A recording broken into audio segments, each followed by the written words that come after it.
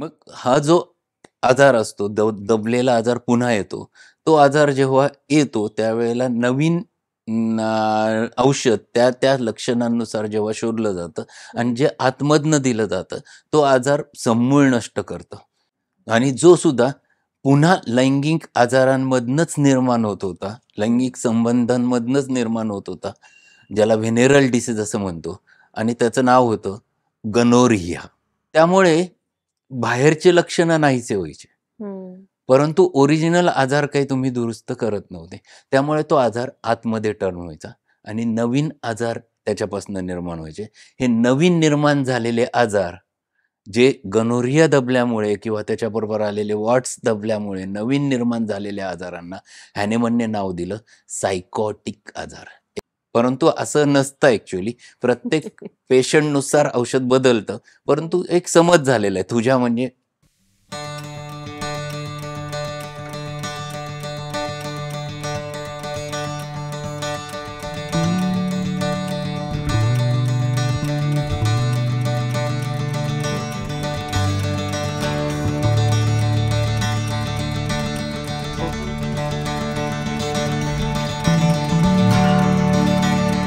नमस्कार. अर्थार्थवेलच्या आरोग्यवर्धिनीमध्ये आपलं स्वागत आहे. सांगितल्याप्रमाणे आजही आपल्यासोबत प्रसाद सर जे होमिओपॅथीवर आपल्याला खूप साऱ्या गोष्टींवर जे सोल्युशन्स देत आहेत किंवा माहिती देत आहेत, त्यासाठी आज आपल्यासोबत प्रसाद सर पुन्हा एकदा आपल्या एपिसोडमध्ये आहेत. पण एपिसोड सुरू करण्याच्या आधी आमच्या चॅनलला तुम्ही लाईक करा, सबस्क्राईब करा आणि खूप जास्त शेअर करा. सो प्रसाद सर नमस्कार. आज पुन्हा आपलं आमच्या एपिसोडमध्ये स्वागत आहे. नमस्कार, नमस्कार. Yes. मलाही पुन्हा एकदा खूप आनंद होतोय. बऱ्याच दिवसांनी आपण पुन्हा भेटतोय. हो. तर आज पुन्हा एकदा आपण नवीन विषयावर चर्चा करूया. नवीन विषयावर आणि नवीन विषय हा खूप इंटरेस्टिंग असणार आहे, की जसं आपण मागच्या एपिसोडमध्ये बघितलं, की होमिओपॅथीचे उपयोग कसे आहेत, होमिओपॅथी कुठे-कुठे वापरला जातो आणि मेन म्हणजे की होमिओपॅथीचा वापर होत असताना तुम्ही जे आमच्या कस्टमर्सला वेगवेगळे एक्झाम्पल्स सांगताय, केस स्टडी सांगतायत, त्याने कस्टमर्सला होमिओपॅथीवरचा विश्वास अजून वाढत जातोय. तर आजचा आपला असाच एक विषय आहे, की दीर्घकालीन आजारांसाठी होमिओपॅथी कसं उपयुक्त ठरतं आणि मेन म्हणजे दीर्घकालीन आजार म्हणजे काय? तर आपण सुरुवात करूया दीर्घकालीन आजारापासून सर. नमस्कार. पुन्हा एकदा आपणा सर्वांचं स्वागत करतो. आज या एपिसोडला आपण सुरुवात करूया. स्मिता मॅडमने खूप छान प्रश्न विचारला, की दीर्घकालीन आजार आणि होमिओपॅथी यांचा परस्पर संबंध काय आणि दीर्घकालीन आजार म्हणजे नेमकं काय? अनेक आजार हे साधारणपणे 1 महिना 21 दिवसांच्या पुढे गेले आणि ते पर्सिस्टंट खूप काळ राहत असले तर त्यांना दीर्घकालीन आजारांमध्ये शक्यतो मोडलं जातं. काही आजार उपजतच दीर्घकालीन असतात. म्हणजे जेव्हा सुरुवातीपासून म्हणजे उदाहरणार्थ टीबी सारखा आजार असेल, जो मुळातच दीर्घकालीन आजार आहे, जो काही आधी तात्कालीन असतो आणि मग त्याचा दीर्घकालीन बनतो असं घडत नाही. असे अनेक आजार आहेत जे मूळतः दीर्घकालीन असतात आणि काही वेळा असं घडतं, की काही तात्कालीन आजार व्यवस्थित ट्रीटमेंट न मिळाल्यामुळे किंवा व्यवस्थितपणे पूर्णपणे बरे न झाल्यामुळे वारंवार होत ते दीर्घकालीनमध्ये त्याचं रूपांतर होतं किंवा कन्व्हर्जन होतं. तर आपण दोन्ही प्रकारचे जरी आजार असले तर शेवटी ते दीर्घकालीन आजारच झाले. पूर्वी काय होतं, की दीर्घकालीन आजारांवरती शाश्वत असा कुठलाही इलाज नव्हता. आणि प्रत्येक दीर्घकालीन आजाराला एक वेगळं नाव दिलं जायचं. म्हणजे ट्युबरक्युलोसिसचा आजार म्हणून त्याला टीबीचा आजार, मग कुठं सार्कॉइडॉसिस हा एक आजार दीर्घकालीनमध्ये मोडला जातो, त्याला वेगळं नाव. असं खूप मोठ्या प्रमाणात वर्गीकरण होतं आणि त्यामुळे सगळा गोंधळ होता. होमिओपॅथीचे जनक डॉक्टर सॅम्युएल हॅनेमन यांनी खूप मोठं काम केलं. त्यांनी पहिलं आजारांचं वर्गीकरण केलं. आपण मागच्या वेळी त्या गोष्टीवरती बहुतेक चर्चा केली आहे, की त्यांनी आजारांचं वर्गीकरण केलं. त्याच्यात 2 प्रकार मुख्यत्वे केली. पहिला आजार म्हणजे ज्याच्यामध्ये कारण बाहेरून झालं त्याच्यामुळे झालेले आजार आणि जे आतून उपजत असलेल्या कारणांमुळे झालेले आजार. आणि मग उपजत आतमधनं निर्माण झालेले जे आजार असतात त्याचं पुन्हा वर्गीकरण केलं, तात्कालीन आजार आणि दीर्घकालीन आजार. दीर्घकालीन आजारांच्या चिकित्सेचा खूप महत्त्वाचा टप्पा आहे. कारण हजारो केसेस होत्या जेव्हा त्यांना 1790 मध्ये जेव्हा याची जाणीव झाली की असं काहीतरी समसमचिकित्सा तत्व असलं पाहिजे किंवा लॉ ऑफ सिमिलर्स असला पाहिजे. 6 वर्ष अथक परिश्रम करून त्यांनी खूप प्रयोग करून 1796 मध्ये लॉ ऑफ सिमिलर्स जगापुढे मांडला आणि होमिओपॅथीचा जन्म झाला. परंतु असे हजारो केसेस त्यांच्याकडे होते की औषध बरोबर वापरलं जायचं आणि औषध बरोबर वापरून सुद्धा तो पेशंट बराही व्हायचा, पण पुन्हा पुन्हा त्यांच्याकडे यायचा. मग त्यांना प्रश्न पडायचा की असं का होतं नेमकं, की काही पेशंट पूर्ण बरे होऊन गेले, पण काही पेशंट मात्र वारंवार पुन्हा पुन्हा त्याच कंप्लेंट्स घेऊन येतात. काही जणांमध्ये त्याच्यात थोडासा आजार वाढून येतोय, परंतु ते पुन्हा पुन्हा येत आहेत. आणि का, हा प्रश्नाचं उत्तर त्यांना काही सुचून देत नव्हतं. बघा, माणूस कसा असतो, 2 प्रकारची माणसं असतात. काही माणसं आहे तिथं थांबून इतके दिवस झालं खूप शोधलं, बस इथं थांबून जात. परंतु हा माणूस असा होता की त्याला हा प्रश्न सुचून देत नव्हता की माझे पेशंट बरे का होत नाहीयेत. हे हजारो पेशंट आहेत, यांना मला पूर्ण बरं का करता येत नाही, म्हणजे मी कुठं चुकतोय, माझी पॅथी कुठं चुकते. मग त्यांनी या गोष्टीवरती 5 प्रकारचे प्रश्न स्वतःला विचारले.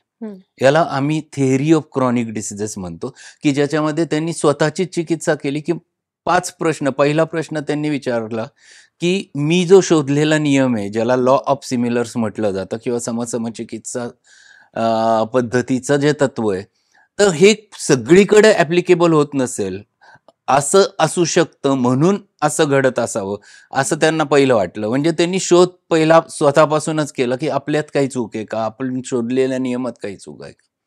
मग त्यांनी पुन्हा त्या केसेस अभ्यासल्या, सगळीकडे हा लॉ लावून पाहिला, मग लाईटशी लावून पाहिला, आवाजाशी लावून पाहिला. प्रत्येक ठिकाणी हे तत्व योग्य पद्धतीने अप्लाय होत होतं. म्हणजे तत्व अगदी परफेक्ट आहे, तत्वामध्ये कुठेही चूक नाही. मग दुसरा प्रश्न त्यांनी विचारला की अरे, मी शोधलेले जे औषधं आहेत हे कमी पडत असतील, त्यामुळे रुग्ण बरे होत नसतील. परंतु पुन्हा त्या हजारो केसेस काढायच्या. मग आपण शोधलेलं औषध त्याच्यापैकी बरोबर आहे का, ते सगळ्या ह्याच्यामध्ये बरोबर असून सुद्धा पेशंट बरा होत नव्हता. मग तिसरा प्रश्न त्यांनी मनाशी विचारला की अरे, आपण केस घेतो जी, त्याच्यातच कुठंतरी चूक होत असेल. मग मला पेशंटची माहिती पूर्ण मिळत नसेल, त्यामुळे पेशंटला बरं वाटत नसेल. बघा, प्रत्येक ठिकाणी शोध जो आहे तो स्वतःमध्ये आहे की आपलं काही चुकतंय का. मग पुन्हा त्या केसेस शोधायच्या, त्याच्यामध्ये त्या केसेस पुन्हा अभ्यासायच्या. मग लक्षात आलं, अरे, केसेस पण सुंदर घेतल्यात. मग चौथा प्रश्न त्यांनी स्वतः विचारला की अरे, मी जो लॉ लावतोय, अप्लाय करतोय, हे तत्व जे आहे समचिकित्सा पद्धतीचं, हे तत्व लावताना माझी चूक होत असेल, पुन्हा त्या केसेस काढायच्या फेल झालेल्या, त्यांचा परत शोधायचा की आपलं कुठं चुकलंय का, तेही बरोबर होतं. मग शेवटी प्रश्न त्यांनी मनाशी विचारला, अरे, कुठं काही अडथळा येतोय का, ऑब्स्टॅकल येतं का आपल्या प्रोसेसमध्ये, किंवा एखादा पेशंट आहे, त्या पेशंटमध्ये तंबाखू खातोय किंवा कॉफी घेतोय किंवा अजून काही त्याला सवयी आहेत का, किंवा अजून काही अडथळे आहेत की ज्याच्यामुळे होमिओपॅथीचे मेडिसिन त्याला लागू होत नाहीत का. असे 5 प्रश्नांवरती त्यांनी जेव्हा उहापोह केला आणि पुन्हा पुन्हा ते तपासून पाहिले, ज्यांच्या त्यांच्या डोळ्याखालून ह्या हजारो केसेस हजारो वेळा गेला, त्यावेळेला लक्षात आलं की हे सगळं बरोबर होतं. पण त्यांना एक गोष्ट सापडली. एक आजार होता, जो आजार लैंगिक संबंधातनं प्रस्थापित होतो, ज्याला सिफिलिस असं म्हटलं जातं. त्यातल्या काही केसेसमध्ये त्यांना एक गोष्ट कॉमन सापडली की यातले काही रुग्ण आहेत, त्या रुग्णांमध्ये त्यांच्या पूर्व इतिहासात किंवा पास्ट हिस्ट्री आपण ज्याला म्हणतो, किंवा त्यांच्या पूर्वजांच्या हिस्ट्रीमध्ये हा आजार, सिफिलिस नावाचा जो आजार होता, हा सिफिलिस नावाचा आजार काही लोकल औषधं लावून दबला आणि त्याच्यामुळे नवीन निर्माण झालेले आजार जे होते, तर त्या आजारांची उत्पत्ती सिफिलिस दबल्यामुळे झालेले आहे. म्हणजेच व्हेनेरल डिसीज ज्याला म्हणतात, लैंगिक संबंधातनं निर्माण होणारे जे आजार होतात, त्यातला सिफिलिस आजार जो पुरुषांमध्ये किंवा स्त्रियांमध्ये जननेंद्रियांवर एक असा मोठा अल्सर म्हणून येतो आणि त्याच्याबरोबर बाजूचे जे लिम्फ नोड्स असतात ते वाढले जातात आणि हा अल्सर काही पेनफुल नसतो, परंतु तो एकच सिंगल पेनलेस हार्ड अल्सर असतो. आणि तो आजार एकदा झाला माणसाला की तो 4 फेजेसमधनं जातो आणि शेवटी माणसाचा ऱ्हास होतो आणि माणूस संपतो. हा मोठा दीर्घकालीन आजारच आहे. मग हा आजार त्याचा पहिलं मॅनिफेस्टेशन, पहिलं जे बाहेर प्रदर्शन होतं ते म्हणजे की हा अल्सरमधनं होतं. मग ॲलोपॅथीमध्ये त्या काळामध्ये ट्रीटमेंट मर्क्युरीचे वेगवेगळे प्रिपॅरेशन त्याच्यावर लावले जायचे आणि ते लावले की तो अल्सर नाहीसा व्हायचा. लोकांना वाटायचं आता बरा झाला. परंतु तो आत दडपला जायचा. त्याचा फक्त ॲक्सिस बदलला जायचा. आतमध्ये आजार वाढतच जायचा आणि त्याच्यातनं नवीन आजारांची उत्पत्ती व्हायची आणि हे निर्माण झालेले आजार याला हॅनेमनने नाव दिलं सिफिलिटिक मायाचं. बरं. एक थोड्या गोष्टींचं उत्तर त्याला मिळालं, की हजारो केसेसपैकी एक साधारण 100-1 केसेसचं उत्तर मिळालं, की यांच्यामध्ये ही गोष्ट दडपली गेली होती. मग त्याने ह्या माणसाने आता ही तर आहे. मग हा नवीन आजार जो निर्माण झालाय तो सिफिलिस दबल्यामुळे झालाय. मग असे काही औषधं असले पाहिजे, की जे ही पूर्ण प्रक्रिया कव्हर करतील. मग त्यांनी पुन्हा ते औषधं जेवढे शोधले होते त्यांचा अभ्यास सुरुवात केली. मग त्यांना लक्षात आलं, की आपल्या होमिओपॅथीमध्ये सुद्धा काही औषधं आहेत, जे औषधांमध्ये एवढी ताकद आहे, की हे पूर्वीचे आजार पुन्हा बाहेर काढू शकतात. मग त्यांना मर्कसॉल्स नावाचं औषध सापडलं, जे मर्क्युरीपासूनच सोल्युबल मर्क्युरीपासून बनवलं जातं. दुसरं औषध त्यांनी सापडलं, ज्याला सिफिलिनम, सिफिलिस आजाराच्या द्रव्यापासूनच तयार केलेलं जे जीवाणूंपासून तयार केलेलं सिफिलिनम नावाचं जे औषध होतं, ते त्यांनी शोधलं होतं. हे औषधांचा अभ्यास जेव्हा लक्षात आला आणि त्यांनी ह्या रुग्णांवर त्यांच्या लक्षणांनुसार जेव्हा मर्कसॉल नावाचं औषध देऊन पाहिलं आणि त्यांना आश्चर्याचा धक्का बसला, की मर्कसॉल औषध दिलं, त्यांचा नंतर निर्माण झालेले आजार नाहीसे झाले, परंतु मूळ आजार पुन्हा जननेंद्रियांवर अल्सर पुन्हा तयार झाला. म्हणजे पूर्वी दबलेला आजार पुन्हा बाहेर पडला आणि डेव्हलप झालेले जे असाध्य आजार होते ते बरे होऊन गेले आणि मग त्यांनी तेही आजार जो आलेला मूळ आजार होता त्याच्यासाठी औषध योग्य वापरलं, तोही निघून गेला आणि पेशंट पूर्णपणे बाहेर पडला. परंतु हा हजारांपैकी फक्त 100 गोष्टींची शोध लागला. 900 गोष्टी अजून तशाच होत्या. सर, जसं आपण म्हटलो, की काही आजार त्यातले बरे झाले. ठीक आहे. पण मूळ आजार जो होता तो पुन्हा आला. त्या ठिकाणी आला. मग आपण ॲलोपॅथीमध्ये पण सप्रेस जे म्हणतो, की ॲलोपॅथी घेतल्यावर तो आजार सप्रेस होतो, पण नंतर पुन्हा ते कधी ना कधी तुम्हाला त्याच्या रिएक्शन्स किंवा तो येतो. तर या ठिकाणी असाच तो प्रकार होता का, की सप्रेस झालेलं होतं, पुन्हा येणं? म्हणजे कॉमन माणसाला असं वाटणं, की ते सप्रेस झालं होतं आणि पुन्हा आलं. तर मग त्या ठिकाणी जेव्हा उपाय योजना केली जाते होमिओपॅथीमध्ये, मग ती उपाययोजना लक्षात आली होती का, की हा सप्रेस झालेला होता, पण हा मुळासकट नाहीसा करायचा असेल? सप्रेस झाला होता म्हणजे दबलेला होता. तो पुन्हा जागेवर आला. मग हा जो आजार असतो, दबलेला आजार पुन्हा येतो. तो आजार जेव्हा येतो त्यावेळेला नवीन औषध त्या लक्षणांनुसार जेव्हा शोधलं जातं आणि जे आतमधनं दिलं जातं, तो आजार समूळ नष्ट करतं. याला वरून मलम लावून घालवण्याची गरज नसते. त्वचेवर तो टाकला गेला होता कारण त्वचेमुळं आतले महत्वाचे अवयव स्पेअर राहतात. त्यांना कुठल्याही प्रकारचा धोका पोहोचत नाही आणि आपण नेमकं वरून मलम लावून तो धोका आपण निर्माण करत असतो. त्यामुळे हा इथे बरा झाला. आता प्रश्न निर्माण झाला, की एक उत्तर सापडलं. पण तिथं शांत बसतो तो हॅनेमन कसला? त्या माणसाला प्रश्न होता, की नाही उरलेले आजार बरे झाले पाहिजेत. ते कसे बरे होतील? मग पुन्हा अभ्यास. त्या उरलेल्या 900 केसेस काढायच्या, शोधायचं, काय कॉमन सापडतंय. पण एक दिशा सापडली होती, की काहीतरी दबलंय म्हणून नवीन आजार, असाध्य आजार निर्माण होत आहेत, दीर्घकालीन आजार होत आहेत. मग त्यांनी त्या अनुषंगाने शोध जेव्हा घ्यायला सुरुवात केली, त्यावेळेला अजून एक त्यांना शोध लागला. जेव्हा त्या अनुषंगाने त्यांनी पुन्हा शोधायला सुरुवात केली, त्यावेळेला पुन्हा एकदा त्यांना अजून एक आजार सापडला आणि जो सुद्धा पुन्हा लैंगिक आजारांमधनंच निर्माण होत होता, लैंगिक संबंधांमधनंच निर्माण होत होता, ज्याला व्हेनेरल डिसीज असं म्हणतो आणि त्याचं नाव होतं गनोरिया. मराठीमध्ये त्याला परमा असं म्हणतात. परमा. गनोरिया नावाचा आजार आहे, की निझेरिया गनोरी नावाचे जे विषाणू असतात त्याच्यापासून निर्माण होणारा तो गनोरिया. जसा पहिला सिफिलिस हा आजार जो होता तो ट्रिपोनेमा पॅलिडम नावाच्या विषाणूंपासून तयार होतो, तसा निझेरिया गनोरी ह्या विषाणूंपासून गनोरिया नावाचा आजार होता. आता हॅनिमन हा बुद्धिमान माणूस होता. त्यांनी गनोरिया हा आजार तात्कालीन म्हणून तोपर्यंत संबोधला जायचा की गनोरिया हा आजार फक्त तात्कालीन आहे. परंतु ह्या माणसाने इतका अभ्यास केला होता की त्याने त्याच वेळेला सांगितलं होतं की हा आजार 2 प्रकारात मोडतो, एक तात्कालीन आणि एक दीर्घकालीन. तात्कालीन आजार हा तात्कालीन आजारासारखा येतो, लगेच निघून जातो, 7 दिवसामध्ये परत पेशंट त्याचं नामोनिशाण राहत नाही. परंतु त्यातला दीर्घकालीन जर आजार पेशंटला झाला तर तो मात्र त्याच्या शरीरामध्ये त्याचे इफेक्ट निर्माण करतो. आणि हे गनोरिया नावाचा आजार होतो. तो गनोरिया झाला तर त्याच्याबरोबर जननेंद्रियांच्या शेजारी बारीक बारीक बारीक बारीक असे मोस येतात, जे आपल्या कोबीसारखे कॉलीफ्लॉवर लाईक असे वॉट्स येतात, ते त्याच्याबरोबर सोबत येतात. आणि गनोरिया आजारामध्ये लघवीच्या मार्गातनं पिवळा फिकट पिवळसर असा स्त्राव सतत स्त्रवत जातो. तो पुरुषांनाही होतो, स्त्रियांनाही होतो, संबंधांमधनंच होत असल्यामुळे दोन्ही पार्टनर सफर होतात.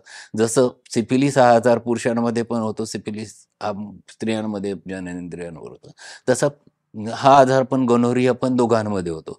आणि मग या गनोरियाला ॲलोपॅथीमध्ये काही औषधं होते किंवा पूर्वीच्या काळी असलेल्या ट्रीटमेंटमध्ये जे ट्रीटमेंट केली जायची किंवा त्याच्यासोबत आलेले जे वॉट्स असायचे, मोस असायचे, त्यांना जाळलं जायचं किंवा सर्जरी करून काढून टाकलं जायचं किंवा ॲसिड लावून त्यांना जाळलं जायचं. अशा वेगवेगळ्या पद्धतीने त्याला जाळलं जायचं. त्यामुळे बाहेरचे लक्षणं नाहीसे व्हायचे. परंतु ओरिजिनल आजार काही तुम्ही दुरुस्त करत नव्हते. त्यामुळे तो आजार आतमध्ये टर्न व्हायचा आणि नवीन आजार त्याच्यापासून निर्माण व्हायचे. हे नवीन निर्माण झालेले आजार जे गनोरिया दबल्यामुळे किंवा त्याच्याबरोबर आलेले वॉट्स दबल्यामुळे नवीन निर्माण झालेल्या आजारांना हॅनिमनने नाव दिलं सायकॉटिक आजार. SYCOTIC, सायकॉटिक. It is not PSY, it is सायकॉटिक. SYCOTIC. सायकॉटिक आजार हा शब्द त्यांनी वापरला. सायकॉटिक शब्द वापरण्याचं कारण असं होतं की सायकोसिसचा अर्थच फिग वॉट डिसीज, म्हणजे जे जननेंद्रियांजवळ येणारे जे मोस असतात त्याचा आजार म्हणजे सायकॉटिक आजार. म्हणून हॅनिमनची तीच टर्मिनॉलॉजी त्याच्या या दोषांना वापरली.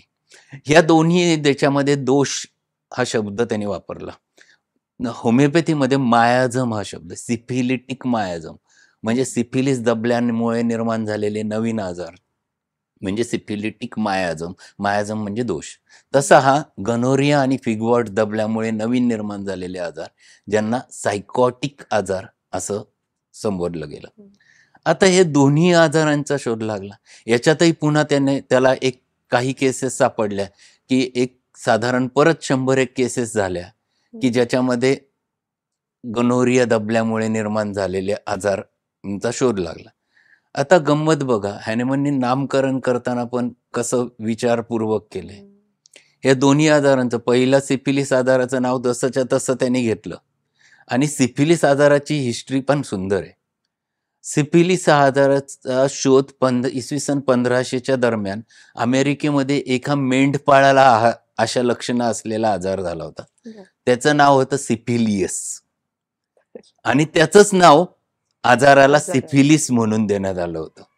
आणि तेच नाव हॅनिमनने त्याच्या मायाझमला दिलं, दोषांना दिलं, सिफिलिटिक आजार किंवा सिफिलिटिक मायाझम. तसं सायकोसिसचं नाव हे सायकॉटिक म्हणजे फिगवॉट डिसीज, म्हणून हॅनिमनने त्याला सायकॉटिक आजार.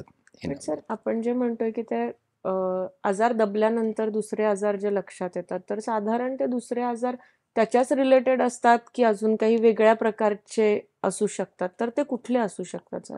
प्रत्येक मायाझमनुसार आजार वेगवेगळ्या ठिकाणी निर्माण होतात. सिफिलिसचे आजार दबल्यामुळे मग मेंदूमध्ये आजार गेला. मेंदूतला काही ना काही मोठा दोष निर्माण झाला.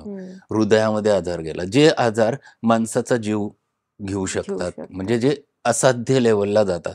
तसंच ज्या वेळेला गनोरिया दबतो किंवा सायकॉटिक आजार निर्माण होतात त्यावेळेला संधिवात निर्माण होणार रक्तसंधिवाताचा आजार निर्माण होतो. त्याला रुमॅटॉइड आर्थरायटिस आपण म्हणतो किंवा अँकिलोजिंग स्पॉन्डिलायटिस सारखा असाध्य आजार, जो परत एक संधिवातातला एक अजून एक असाध्य आजार झाला, किंवा गाऊट सारखा आजार झाला. अशा अनेक आजार आहेत. किंवा दम्याचा आजार, खूप जणांना खूप दमा असतो आणि तो वर्षानुवर्ष पिढ्यानपिढ्या संक्रमित होत असतो. हे सगळे आजार हे सायकॉटिक मायाझम मध्ये जातात. तसं सिफिलिटिक आजार हे साधारण हृदयाशी संबंधित असतील, मेंदूशी संबंधित असतील, या पद्धतीने मोडतात.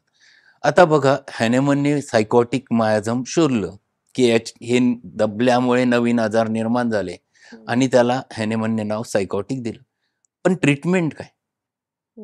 पुन्हा औषधं शोधायची, त्यांचा अभ्यास करायचा. ह्या डेप्थ पर्यंत जाणारे औषधं कोणते की जे त्याला मूळ पदावर परत आणून ठेवतील. जेव्हा त्याने याचा अभ्यास केला त्यावेळी त्याला 2-3 औषध असे सापडले की जे औषधांमध्ये तेवढी कपॅसिटी होती. एक नाव होतं थुजा. थुजा ऑक्सिडेंटॅलिस हे त्याचं मूळ नाव आहे. थुजा जनरली सर्वांना माहिती आहे आणि खूप जणांना हे माहिती की मोस आले की थुजा देतात, परंतु असं नसतं. ऍक्च्युअली प्रत्येक पेशंटनुसार औषध बदलतं, परंतु एक समज झालेला आहे थुजा म्हणजे मोस आले की थुजा देतात. थुजा हे एक औषध त्यांनी शोधलं जे सायकॉटिक, किंग ऑफ अँटीसायकॉटिक म्हटलं जातं. त्याच्यानंतर ह्या गनोरिया आजारांच्या स्त्रावांपासून बनवलं गेलेलं एक औषध होतं ज्याला मेढोरिनम नाव देतात. हे नोझोड म्हणतात. म्हणजे आजाराच्या स्त्रावांपासून होमिओपॅथीमध्ये जे औषधं बनवतात त्यांना नोझोड्स असं संबोधलं जातं. ही नोझोड जे असतात हे खूप स्ट्रॉंग असतात, जे दिल्यामुळे मूळ आजार पुन्हा परत बाहेर पडू शकतो आणि निर्माण झालेले आजार कमी होऊ शकतात. तसंच नॅट्रम सल्फ नावाचं एक औषध होतं, ते हॅनेमन सरांनी शोधलं होतं. ते नॅट्रम सल्फ पण किंग ऑफ अँटीसायकॉटिक मध्ये होतं की ते दिलं की हा आजार पुन्हा बाहेर पडू शकतो. आता आपल्याला ही थिअरी वाटते की असं कसं होत असेल, अशा शंका खूप मनात डोकावतात कारण आपण हे पाहिलेलं नसतं. एक गोष्ट तुम्हाला सांगतो, खूप छान गोष्ट आहे, म्हणजे ज्याच्यामुळे माझा 100% विश्वास बसला की हॅनेमन सरांनी जे केलंय ते खरोखर प्रॅक्टिसमध्ये पाहायला मिळतं. माझ्याकडे एक मुलाला आणलं, 2-3 वर्षाचा असेल तो, 3 वर्षाचा होता साधारणपणे, आणि जन्माला आल्यापासून ते 3 वर्षापर्यंत सतत दम्याने त्रासलेला होता. खूप कंटिन्युअस दम, म्हणजे 1 महिना पण नाही जायचा की त्याला अँटीबायोटिक आणि ब्रॉन्कोडायलेटर्स वापरले नाही, कधी कधी स्टेरॉइड्स वापरले. असं 3 वर्षाचं होईपर्यंत सतत चालू. ते कंटाळले होते, माझ्याकडे घेऊन आले. मी त्याची हिस्ट्री घेतली पूर्ण डिटेलमध्ये, सगळी बारीक सारीक सगळ्या गोष्टी हिस्ट्रीमध्ये, परंतु यातले काहीच कारण मिळाले नाही. परंतु त्याचं औषध मात्र मला परफेक्ट मिळालं की त्याच्या लक्षणांनुसार अगदी सिमिलर असलेलं, म्हणजे समसम चिकित्सा तत्वानुसार असलेलं औषध मला मिळालं.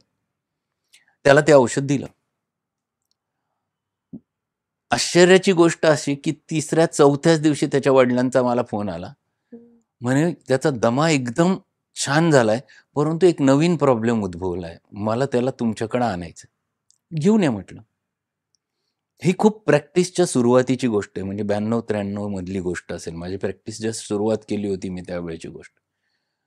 ते घेऊन आले आणि मग त्यांनी मला सांगितलं, डॉक्टर याच्या लघवीच्या मार्गातनं पिवळा स्त्राव जातोय आणि हा आजार ना मला झाला होता. बघा, आजार वडिलांना झाला होता, त्यांनी हिस्ट्रीत सांगितलेलं नव्हतं. त्यावेळेला मला पेनिसिलिनची इंजेक्शन दिले होते आणि मी बरा झालो होतो. आणि तोच स्त्राव मी जो पाहतोय त्याच्या लघवीच्या मार्गातनं, तसाच स्त्राव मला जात होता. सायकॉटिक मायाझम वडिलांमध्ये दबलं होतं, गनोरिया त्यांचा दबला आणि पुढच्या पिढीत येताना त्याचे निर्माण झालेले परिणाम दम्याच्या स्वरूपात मुलामध्ये पाहायला मिळत होते. योग्य औषध मिळाल्यानंतर तोच गनोरिया, ज्याचा कुठेही लैंगिक संबंध येऊ शकत नाही 3 वर्षाच्या बाळाचा, तरी त्याच्यामध्ये तो गनोरिया बाहेर पडला. मग तो लक्षातच येत होतं की अरे, गनोरियाचा डिस्चार्ज. तो मुलगा ज्याच्यामध्ये हा आजार बाहेर पडला, त्याचं औषध मी शोधून काढलं आणि ते औषध समसम चिकित्सा पद्धतीने त्याला दिलं. पल्सॅटेला नावाचं औषध त्याचं निघालं, त्यानुसार पल्सॅटेला त्याला दिलं आणि ते पल्सॅटेला दिल्यावर तो जो बरा झाला, त्याचा दम तेव्हापासून जो गेला, आता तो 40 वर्षाचा झालाय. परत त्याला आयुष्यात परत दमा उद्भवला नाही आणि त्याचा तो गनोरियाचा डिस्चार्ज पण परत कधीच आला नाही. तो कायमस्वरूपी हेल्दी बनला. म्हणजे बघा, आता 2 आजारांची आपण माहिती घेतली, दीर्घकालीन आजारातली. परंतु हे फक्त 8पैकी एक अष्टमांश फक्त हे लैंगिक समस्यांमधनं निर्माण झालेले होते. त्यातले 60% सिफिलिसचे होते, 40% गनोरियाचे होते. उरलेला खूप मोठा भाग राहिला होता. 7-8 होते उरलेले. हनुमनच्या काळात 8पैकी 7 पेशंट ज्यांचा दीर्घकालीन आजार आहेत, पण त्यांचा शोध काही लागत नव्हता आणि हॅनेमनचा शोध काही संपत नव्हता. हा माणूस खूप कष्टाळू होता. त्याने काय केलं की मग आपल्याला एक तर कळालं की कुठला तरी आजार दबल्यामुळे नवीन आजार निर्माण होतो. एक थिंकिंगची एक विशिष्ट पद्धत, लाईन त्यांना सापडून गेली होती. मग त्यांनी ते हजारो केस पुन्हा पुन्हा पुन्हा पुन्हा शोधायला सुरुवात केली, पुन्हा अभ्यासल्या आणि त्यांना एक कॉमन थ्रेड सापडला आणि उत्तर मिळालं. काय तर उरलेल्या ज्या केसेस होत्या त्यांच्यामध्ये पूर्वीच्या काळी म्हणजे पास्ट हिस्ट्रीमध्ये किंवा फॅमिली हिस्ट्रीमध्ये कुठंतरी त्वचेचे आजार दबले होते. त्वचेवर आलेले आजार कुठलाही वरून मलम लावल्यामुळे ते दबले आणि ते दबल्यामुळे ते आतमध्ये संक्रमित झाले आणि ते आत संक्रमित झाल्यामुळे मोठ्या आजारांना, दीर्घकालीन आजार निर्माण झाले. कुठल्या ना कुठल्या अवयवाच्या स्वरूपामध्ये ते दिसायला लागले आणि तो पेशंट काही बरा होत नव्हता, म्हणून ते दीर्घकालीन. आणि मग खूप मोठ्या गोष्टीचा शोध लागला, कारण ते सगळ्यात व्याप्तीने सर्वात मोठे असणारे जे आजार होते. हॅनेमनने त्याला नाव दिलं psoric miasm. It is PSORIC, psoric, psora, PSORA, psora, psora miasm म्हणजे सोरा नावाचा दोष. आता हा शब्द का वापरला त्यांनी, त्याचं एक वैशिष्ट्य आहे. हा ओरिजिनल शब्द आहे हिब्रू लँग्वेज मधला. हिब्रू लँग्वेज मध्ये सोरॅट नावाचा शब्द होता, TSORAT. सोरॅट, टी सायलेंट होता, सोरॅट म्हटलं जायचं. त्याचा अर्थ बाहेरून आत जाणं किंवा ग्रू करत करत करत आत जाणं. त्याचा हा अर्थ होता की बाहेरून आत जाणं. त्याचं इंग्रजीमध्ये कन्व्हर्जन सोरामध्ये झालं, म्हणजे बाहेरून आत जाणं.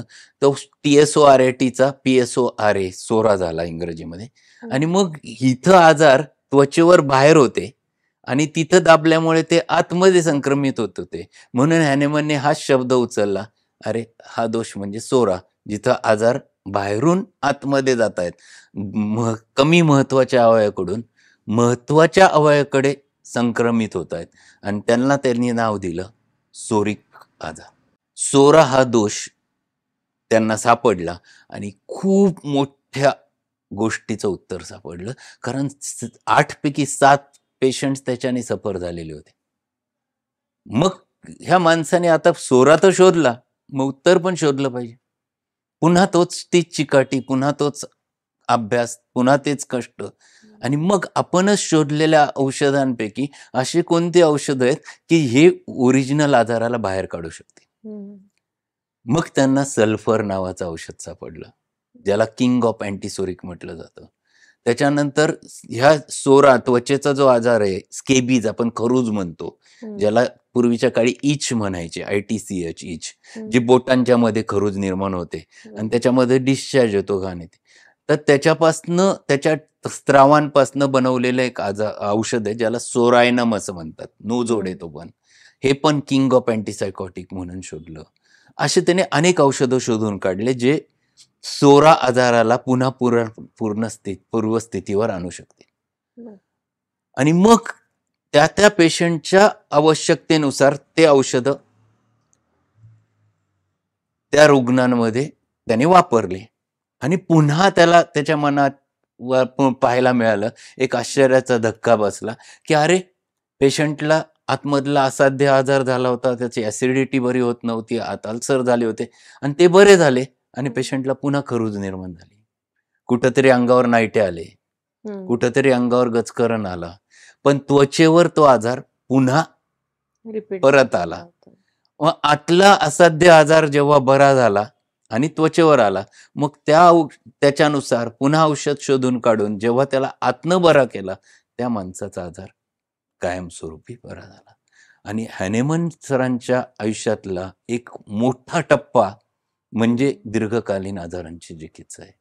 होमिओपॅथीचा शोध महत्वाचा नाहीये, कारण होमिओपॅथी हे तत्व हॅनेमन पूर्वी माहिती होतं, परंतु अंमलात कोणी आणलं नव्हतं. त्याच्यावर एक्सपेरिमेंट प्रयोग कोणीच करून पाहिले नव्हते. हॅनेमन सरांनी ते पहिल्यांदा केले, त्यामुळे हॅनेमन सरांचं नाव लागलं. ती डिस्कव्हरी होती आणि हे मात्र इन्व्हेन्शन होतं. कारण ती जगात असलेली गोष्ट शोधून काढलेली होती, ही नव्हतीच. हा पूर्णपणे शोध हा त्यांचा स्वतःचा होता. म्हणजे तिन्ही प्रकारचे जे आजार त्यांनी शोधले, ज्याच्यामध्ये सिफिलिस आजार असेल किंवा सायकॉटिक आजार असेल, हे दोन्ही आजार जे लैंगिक संबंधातनं प्रस्थापित होणाऱ्या जंतूंमुळे निर्माण होणाऱ्या आजारांमुळे निर्माण होतात, ते फक्त 1/8 होते, एक अष्टमांश होते. तर उरलेले 7 अष्टमांश जे होते, जे सोरामुळे निर्माण झालेले होते, जेव्हा याचा शोध लागला त्यावेळेला त्यांना खऱ्या अर्थाने समाधान लाभलं. परंतु ते तिथं थांबले नाही. मग त्या अनुषंगाने त्यांनी खूप अभ्यास सुरू केला की हे याचं मूळ कुठे आहे. हे शोधत शोधत शोधत मागं जेव्हा गेले त्यावेळी लक्षात आलं की सिफिलिस आजार आणि गनोरिया हा आजार हे दोन्हींचे जंतू जे आहेत, म्हणजे सिफिलिसचा ट्रिपोनामा पॅलिडम असेल किंवा गनोरियाचा निझेरिया गनोरी असेल, हे दोन्ही जे बॅसिलाय आहे, विषाणू आहेत, हे विषाणू ह्युमन ओरिजिनचे नाही. हे ओरिजिनल प्राण्यांमध्ये होते, ते नंतर आलेत माणसात. परंतु जो स्केबीज आहे, जो सोरामध्ये येतो, इच निर्माण होतो, ती माईट आहे. म्हणजे पॅरासाइटचा एक प्रकार असतो, त्याला सार्कोप्टिस स्केबी असं त्याचं नाव आहे. सार्कोप्टिस स्केबीमुळे स्केबीज होते. तर हे तिन्ही इन्फेक्टिव्ह फोकस आहे. पण हा सार्कोप्टिस स्केबी मात्र माणसाच्या अगदी पूर्व इतिहास शोधत गेला तर अगदी पूर्वकालीन शोध सापडतो, तो म्हणजे सोरा सापडतो.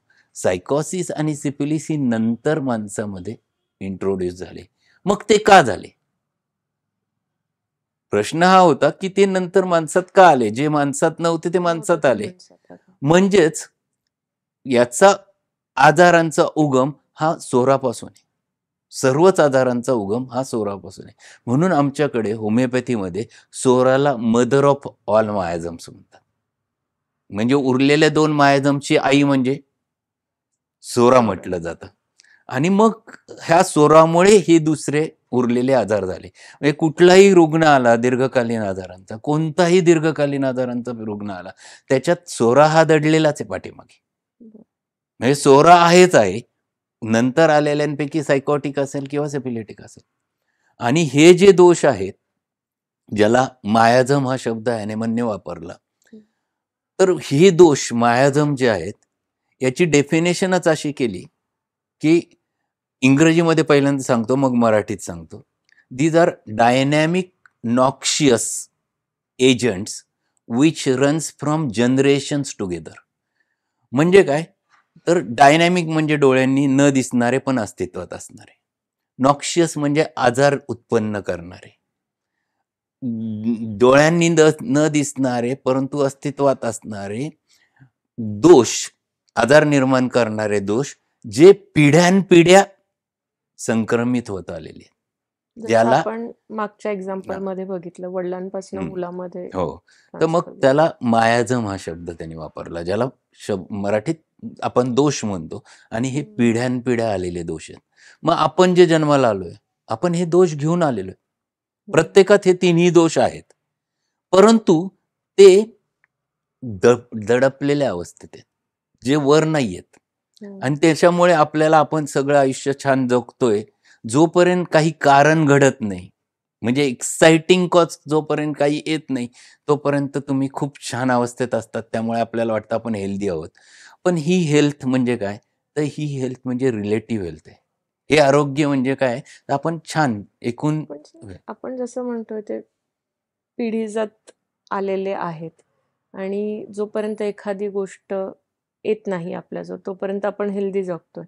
पण जर पिढीजात आहे तर ते कधी ना कधी पुढच्या पिढीमध्ये तेवढ्या ड्युरेशनमध्ये येण्याचे चान्सेस असतात. असतातच.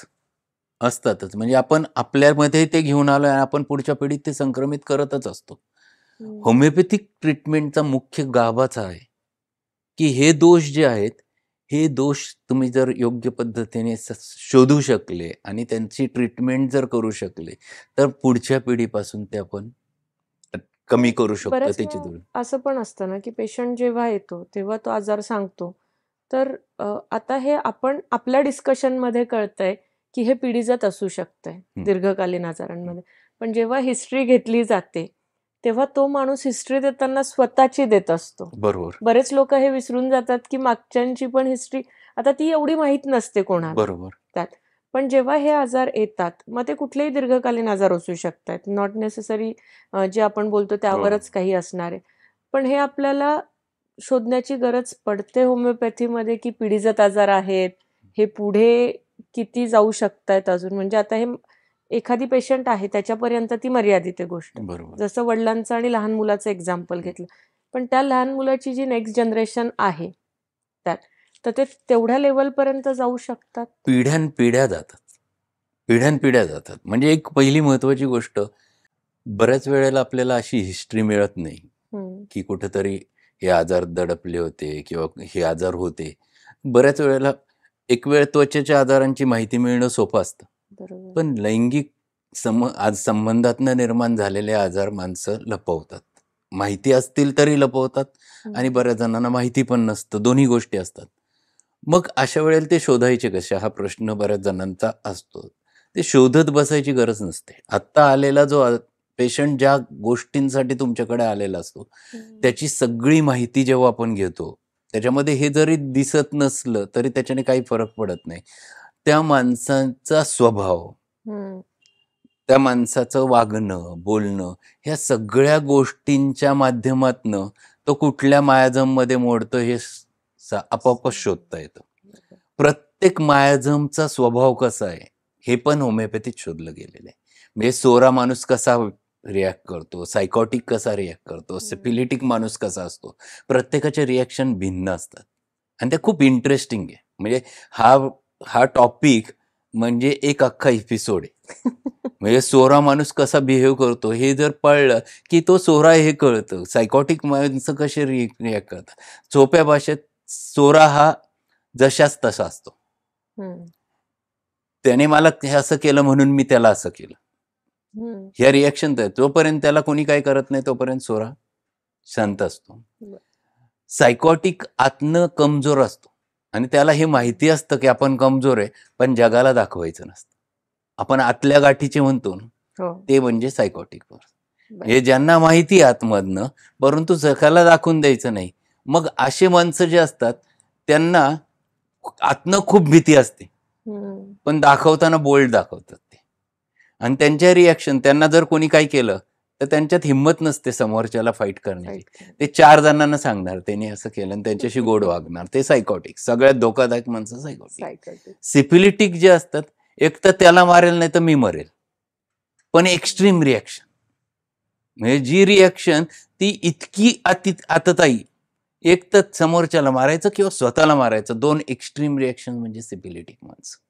सर, जसं तुम्ही पहिलं एक्झाम्पल दिलं तसं ह्या 2 गोष्टींमधले एक्झाम्पल कसे असू शकतात? म्हणजे मेडिसिनल तर आपल्याला कळालं, पण सिम्पटम्स पण कळाले. पण एक व्यक्ती म्हणून एक्झाम्पल जे आहे ते व्यक्तीवरच येतं. बरोबर. तर एक्झाम्पल कसे आहेत? मगाशी आपण गनोरियाचं मी उदाहरण दिलं, सायकॉटिक मायाझमचं. हे मला दररोज प्रॅक्टिसमध्ये हे दररोज पाहायला मिळतं. म्हणजे हॅनेमन किती सत्य होतं आणि त्यांनी शोधलेली ही थिअरी जी आहे, ही कन्सेप्ट जी आहे, ही किती अगदी परफेक्ट आहे, याचा वारंवार पडताळा हा नियमित प्रॅक्टिसमध्ये येतो. आता एक सोपं उदाहरण देतो. आत्ता रिसेंट घडलेली गोष्ट, की कॅन्सरचा पेशंट आहे, त्याच्या गालाचा कॅन्सर आतमधनं जिभेचा झाला होता, खूप काळ तंबाखू खाऊन आणि त्यांना सर्जरी केली, मग केमो दिली, रेडिएशन दिले, तोंड उघडत पण नव्हतं, एवढंसं तोंड उघडायचं, जे गिळायचं ते लिक्विड फक्त. आणि हं. ते परत त्या ठिकाणी पुन्हा आजार निर्माण झाला, मग त्याला इथनं बाहेरनं ओपनिंग आलं. हं. अशा स्टेजमध्ये पेशंट माझ्याकडे आणला.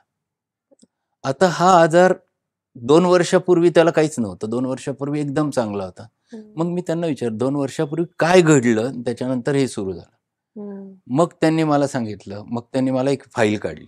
मग डॉक्टर, मला हे बघा, हा त्वचेचा आजार झाला होता. अख्ख्या अंगावर त्यांना एक्झिमा झाला होता, गचकरण.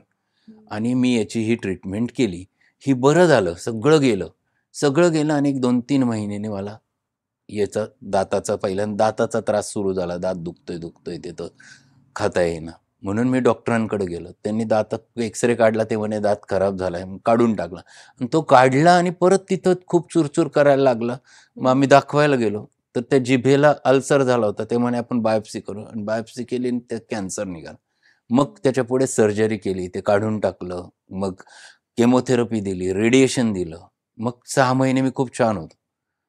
पेशंटला हे सगळं त्यांच्या मुलांनी सांगितलं, कारण त्याला बोललेलं आपल्याला कळतच नव्हतं, तोंडच हं. उघडत नव्हतं जास्त प्रमाणामध्ये. ते बोलायचे, सांगायचे, पण ते सांगितलेलं त्यांना कळायचं, मग ते मला सांगायचे, कारण हं. तेवढं स्पष्ट उच्चारच येत नव्हते. त्यांना मी आधीच सांगितलं, तुमचा एक्झिमा परत येईल, गचकरण परत येईल. हं. ते त्यावेळेला हो म्हटले. औषध चालू केलं. औषध चालू केलं, 2 महिन्यामध्ये हळू त्यांना खायला यायला लागलं. गिळता यायला लागलं. महत्त्वाचं म्हणजे त्यांना बोलता यायला लागलं. त्यांचे उच्चार मला कळायला लागले, ते काय बोलतात. आणि सूज उतरली सगळी. चेहऱ्यावरची सूज एकदम उतरून गेली आणि हं. अंगावर खाज यायला लागली. बरं. मग मी त्यांना एक स्पष्ट वॉर्निंग दिली होती. काही झालं त्याला कुठलाही मलम लावायचा नाही, काही लावायचं नाही. तुम्ही मला परत, त्यांच्या मुलाने मला फोटो पाठवले. डॉक्टर हे असं झालंय आणि ते खूप खाजवतायत. ते म्हणतात याला काहीतरी ट्रीटमेंट करा. मी त्यांना सांगितलं, तुम्हाला हे सहनच करावं लागेल सध्यापुरतं. कारण जोपर्यंत मूळ आतला आजार बरा होत नाही, तोपर्यंत आपल्याला ते सहन करणं क्रमप्राप्त आहे. ते दाखवायला आले त्यासाठी, आणि खरंच त्यांच्या अंगावर परत पूर्वीचा गचकरण जसाच्या तसा परत बाहेर पडला होता. आणि ते मात्र इथल्या आजाराने बरे झाले. हं. मग पूर्ण थेअरी जशीच्या तशी, की त्वचेचे आजार दबल्यामुळे नवीन निर्माण झालेला कॅन्सर होता तो. तो हं. कॅन्सर बरा झाला, परत त्वचेवर आजार हं. उत्पन्न झाला. मग मी त्यांना सांगितलं, की याला अजून थोडा काळ, तुम्हाला एखादा महिना तरी सहन करावा लागणार आहे, कारण अजून इथले दोष पूर्ण बरे झालेले नाही. हं. ते आपल्याला पूर्णपणे बरे होऊन द्यावे लागतील आणि मग आपण याला ट्रीट करू. परंतु त्यांना ती चैनच पडत नव्हती. मग 3 आठवड्यांनी त्यांनी परत पूर्वीच्या त्वचेच्या डॉक्टरांकडे ते गेले बरं. आणि परत त्यांचा कॅन्सर वाढून आले. मग त्यांना पटलं. त्यांनी मलम दिले, ते गेलं. परत हे सुजलाय. मग त्यांनी मला फोन केला, त्यांचा चेहरा परत सुजला. मी स्पष्ट विचारलं, तुम्ही त्वचेचे औषधं घेतलेत, गॅरंटीने सांगतो. त्यांच्या मुलाने मग ते ऐकलंच नाही त्यांनी. ते गेले परस्पर निघून तिकडं. म्हटलं, आता माझ्या हातात नाही काय. तुम्हाला मी सांगून तुम्ही ऐकत नाही. मग पुन्हा आले. आता मग मी त्यांना चिडलो त्यांच्यावरती, खरं स्पष्ट शब्दात.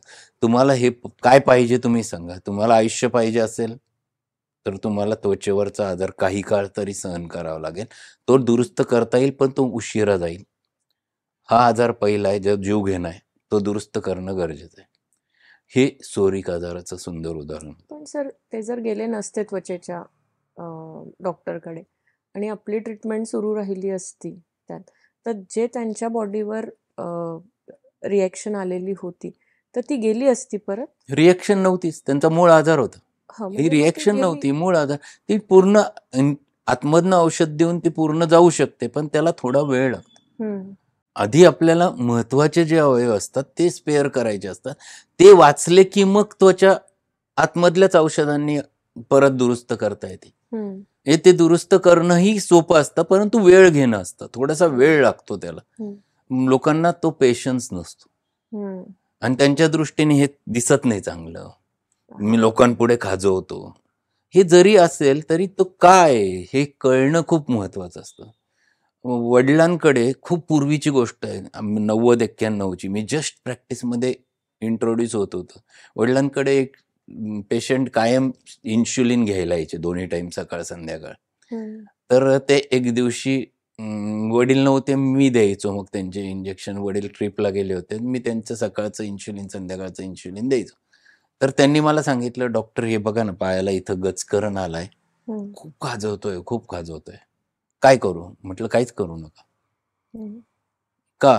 म्हटलं, "तुम्ही त्याला जर मलम लावला, तर तो आजार आज जर गेला, तर तो तुम्हाला त्रासदायक ठरू शकतो. हं, तुम्ही कृपया त्याला काही करू नका. फार फार तर खोबऱ्याच्या तेलाचं बोट लावा, ते मऊ ठेवा, पण त्याच्यामुळे तुमच्या जीवाला धोका नाहीये."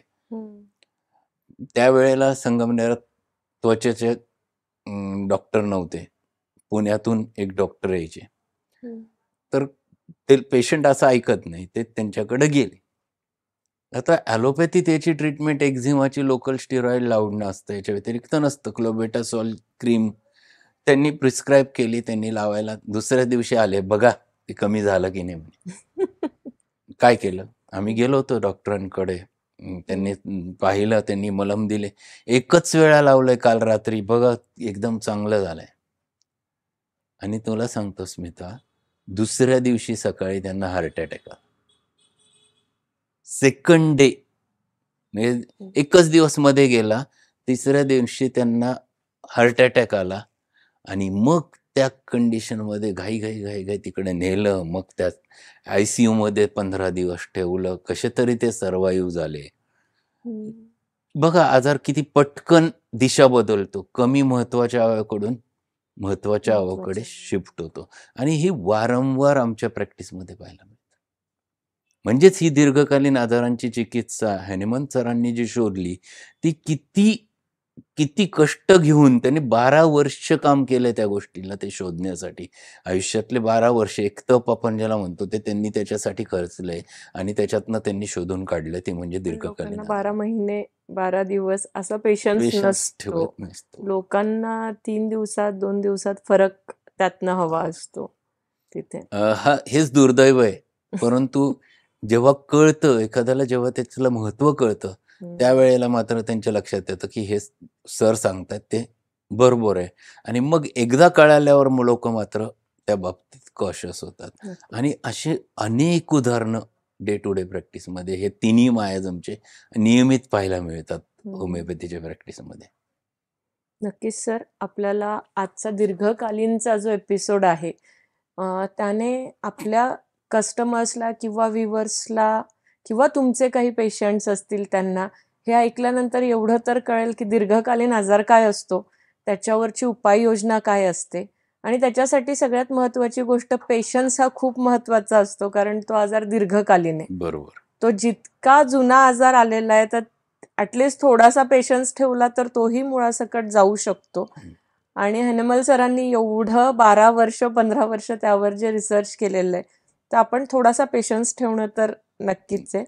अ, खूप खूप धन्यवाद, की आज तुम्ही दीर्घकालीन आजारावर खूप सुंदर माहिती दिली आणि आपल्याला या निमित्ताने अजून एक प्रेक्षकांसमोर मेसेज पास करायचा आहे, की आधीच्या एपिसोडला प्रेक्षकांनी आपला खूप सुंदर प्रतिसाद दिलेला आहे. कमेंट्स येतायत त्याच्यावर आपल्याकडे.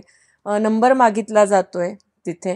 तर नक्कीच ह्या एपिसोडला पण तुम्ही त्याच पद्धतीने लाईक करा, शेअर पण करा आणि सरांच्या एपिसोडला खूप भरभरून कमेंट्स पण करा त्या ठिकाणी आणि काही अडचणी असतील किंवा काही प्रॉब्लेम्स असतील, तर तुम्ही आमच्या कमेंट बॉक्समध्येही त्या तुम्ही टाईप केल्या त्या ठिकाणी, तर प्रायोरिटीवर आम्ही सरांपर्यंत तुम्हाला पोहोचवण्याचा प्रयत्नही करू आणि सर त्या पद्धतीने तुमचे कॉल्स पण रिसीव्ह करताय. So thank you so much. धन्यवाद. धन्यवाद. Thank you.